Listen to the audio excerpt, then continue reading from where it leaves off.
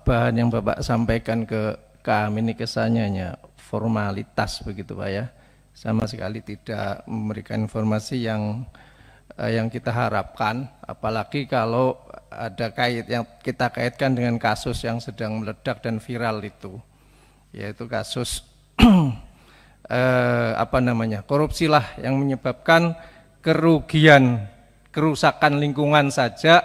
Itu dari kerusakan lingkungan ya, menurut ahlinya nilainya 271 triliun. Ini kan kayaknya belum bicara tentang berapa sesungguhnya timahnya gitu ya, yang seharusnya masuk ke kas negara ya selama ini kalau nggak salah 7 tahun Pak ya. Sementara saya baca laporan Bapak ini kinerjanya pendapatan aja 3 tahun terakhir cuma berapa ini, 14, 12, 2023 malah menurun begitu drastis.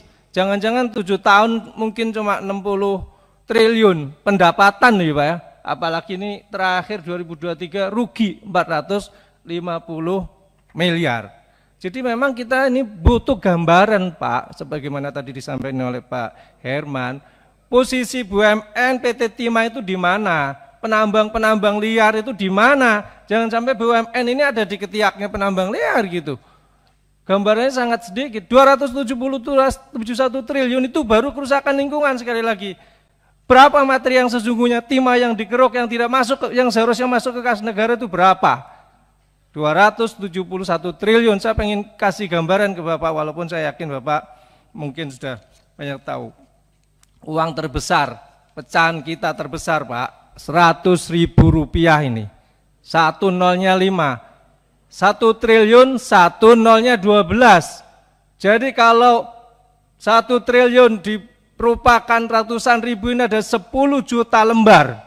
Ya, kalau ini anggap panjangnya 15 cm Bapak, kita jejer ini 1 triliun itu panjangnya dengan ratusan ribu ini 1.500 km. Saya tinggal di Surabaya Pak. Di sana ada perbatasan kota Surabaya dengan kota Sidoarjo, ada namanya Bundaran Waru. Kemudian di Jakarta ada Monas yang menjulang tinggi itu. Dari Bundaran Waru ya sampai Monas itu panjangnya lewat tol 750 km. 1 triliun itu kalau seratusan ribu itu disambung dari Bundaran Waru sampai Monas, balik lagi sampai Bundaran Waru Pak. Itu baru 1 triliun. Ini 271 triliun, itu baru kerusakan lingkungannya saja. Maka saya saya mudah mencerna apa yang dikatakan oleh Prof. Mahfud MD itu yang beliau menyitir dari statementnya Abraham Samad, mantan ketua KPK itu. Andai tambang-tambang kita ini dikelola sesuai dengan konstitusi, pasal 33, ya Undang-Undang Dasar Negara Republik Indonesia tahun 1945, maka setiap kepala rakyat Indonesia nggak usah kerja dapat 20 juta per bulan. Begitu besar Pak tanggung jawab Bapak ini, ya, untuk mengelola tambang kita ini, ya, untuk menerapkan GCG dalam arti yang sesungguhnya, ya, bukan sekedar sebagai slogan gitu ya. Oleh karena itu Bapak mesti tahu, Bapak posisinya di mana. Kalau Pak Dhani tadi bilang sedang menjabat dirut baru belum 1 tahun, Bapak kan juga punya jajaran, pasti juga ada orang-orang lama, ya. Karena kalau kita baca dari kasus yang terjadi itu, yang korupsi itu gerombolan Pak, dan sebagian juga dari unsur manajemen timah itu sendiri. Jadi nggak mungkin nggak tahu, dan Bapak memang harus tahu, sebagaimana disampaikan oleh Pak Herman tadi, ya. Ini lingkungannya di mana, areanya kita mana, wilayah kita tuh mana, siapa saja, jangan sampai ada pembiaran atau jangan sampai malah fasilitas BUMN dimanfaatkan oleh mereka, gitu.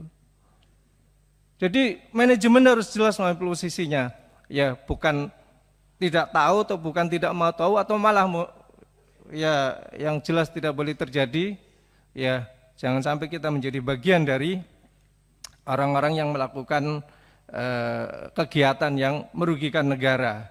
Jadi saya fokus di itu aja Pak. Ya intinya bagaimana ya manajemen ini memperbaiki bisnis perusahaan ini dengan sebaik-baiknya dengan menerapkan GCG. Ya, rasanya mules Pak kalau baca ininya Bapak ini. Ya, bahan yang disampaikan Bapak ini dengan membandingkan kasus yang terjadi itu baru satu kasus. Saya yakin masih banyak juga kasus-kasus yang lain.